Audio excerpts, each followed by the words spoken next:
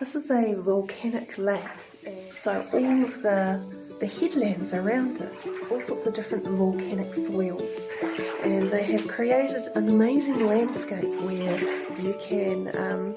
go and basically paddle or walk into caves and all sorts of little crevices, and fantastic place to explore.